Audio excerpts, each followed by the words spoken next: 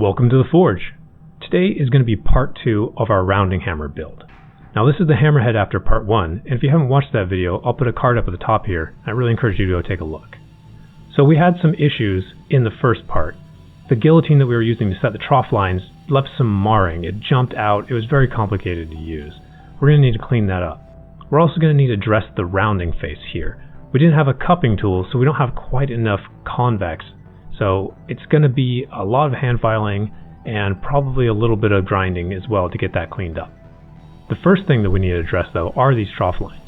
So I'm going to break out some files, get over to the vise, and start cleaning these up. Now I know hand filing isn't something most people look forward to, and it can take a lot of time, but this type of finishing work is really what makes a piece shine. It's not too often that as forged, your workpiece is going to come out exactly what you want it to look like. But if you're willing to put in the time and you know some basic techniques, hand filing can really make your workpiece shine. Now, I'm not going to be able to undo all of the ugly that's on this hammerhead, but we'll make some progress. It's going to get cleaned up and it's going to look a lot sharper. If you're not really familiar with how to hand file, you've never done that process, I really encourage you to take a look at ClickSpring's video. He's an amazing YouTuber and he has much more experience with hand filing than I do. I really took a lot of great inspiration from the tips and tricks that he showed, so I'll leave a link to his video down in the description below. Highly recommend checking that out. Well, that's too bad. That is definitely a crack. I'm going to just keep going along with the chainsaw file and clean out all of this forge scale, but we'll come back and deal with this crack later. I think we'll be able to chase it out.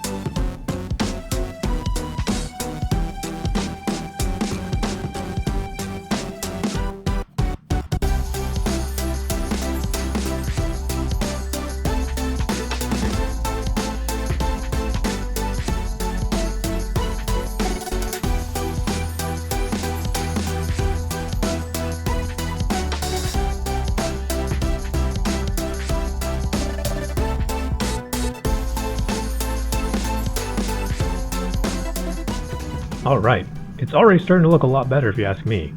Those trough lines are a little cleaner now and a little more even. It's also giving better overall profile shape to the hammerhead, so I'm really happy with this. I think it's time to take a break from the filing. I'm going to head over to the grinder now and clean up the hammer faces. I'm really working on just pure stock removal here. I'm not going to go for perfectly flat. That's something that we're going to accomplish with the hand files.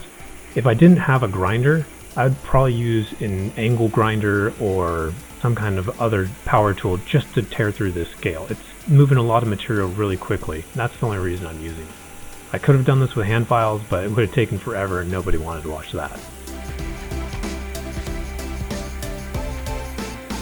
So now that I've got the flat face looking pretty good, we're going to flip it over and I'm going to put just a little bit more contour on the edges of the rounding hammer face. Again, if I didn't have this belt grinder, I would be doing this with either a sanding wheel or just an angle grinder and being really careful using it in the vise. I'm not looking to put a perfect half sphere on the end of this rounding hammer. We're not making a ball peen. I just need to convex it enough that it's going to be able to quickly spread the material we want without leaving too aggressive of a divot in it. And it's looking pretty good. Again, once those rough faces are dressed up, you can really start seeing the shape and profile of this hammerhead coming together. I really like the way it looks. I think the proportions are pretty good, and the next step is going to be cleaning up the inside of the hammer eye hole. That's something that we haven't addressed yet, and it's very crunchy in there. Lots of forged scale. So if we were going to try to put on a hammerhead or a hammer handle right now, it would get torn to pieces. So we're definitely going to have to lock that back in the vise, get back to our files, and clean up the inside of that hammer eye.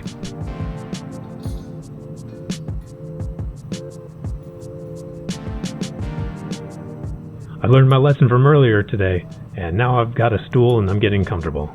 Hand filing takes its time, and that's just the way it is. If you rush it, you're not going to be happy with the result.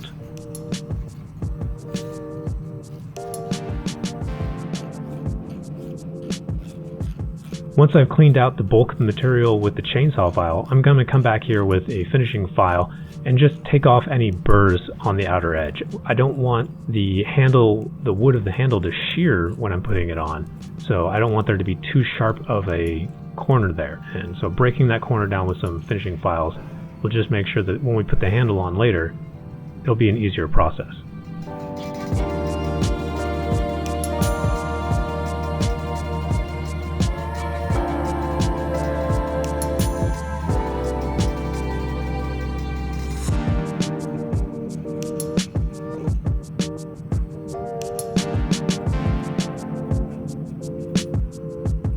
With the hammer eye cleaned up, it's time to dress the flat face of our hammer. I'm going to start by breaking down the corners, making sure that there's no sharp edges on any side of the face. I don't want to leave deep lines in the workpiece that I'm hitting because I have very sharp corners, so I want to ease those corners down.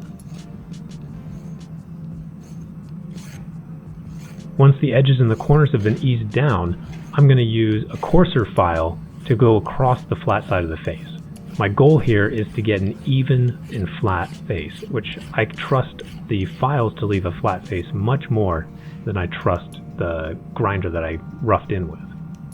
Those deep gouges are going to be my markers. I'll use this second finishing file, it's a triangle file, and I'll be working in opposite directions until I chase out those original deep lines. Once I've gotten those deep gouges out, I know I've gotten down to base metal and we're good and flat.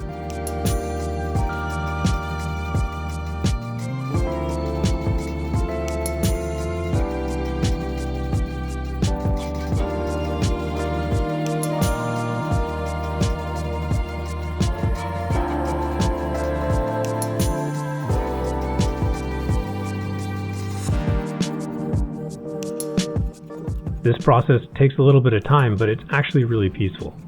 I've been enjoying my time sitting at the vise using this finishing file to flatten up and dress this face. It might look all scratched up on camera, but trust me, this face is nice and smooth and the edges are also nicely eased. I'm really happy with the way this turned out. But now it's time to work on that crack that we found earlier. So I'm pretty sure that we can chase this crack out. I don't think it's too deep. I'm going to grab my chainsaw file and just slowly start working down this trough line. I'm trying to take the material down pretty evenly, not just right on top of the crack. I don't want to put a divot. I want to extend this whole trough line evenly so it still looks good and in profile and kind of fits the aesthetic of the hammerhead.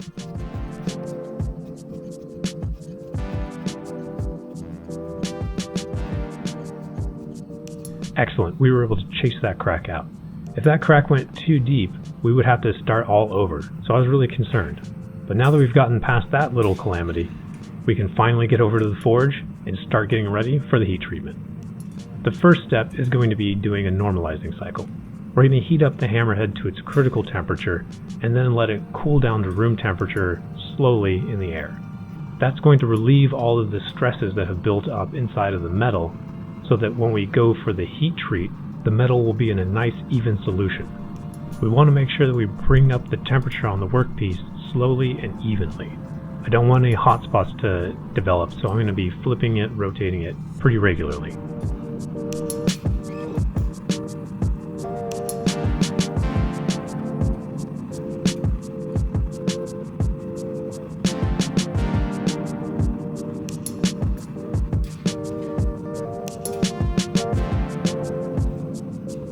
Going to give it a quick test with the magnet.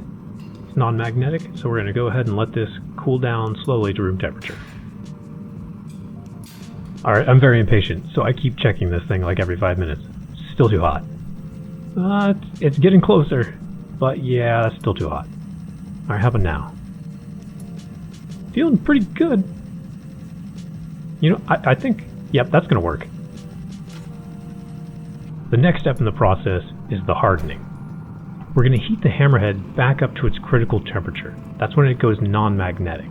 As soon as it's at that temperature, we don't want to go beyond that temperature, we want to get right at that non-magnetic point, we're going to quench it.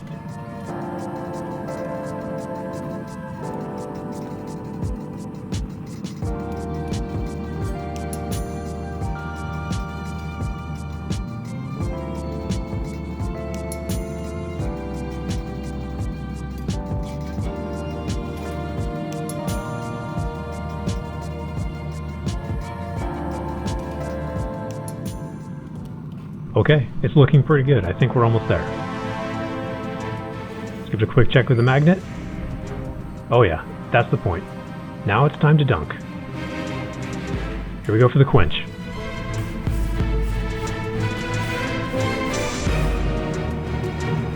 Now this hammerhead has a lot of mass, so it's going to take quite a while to cool it fully down.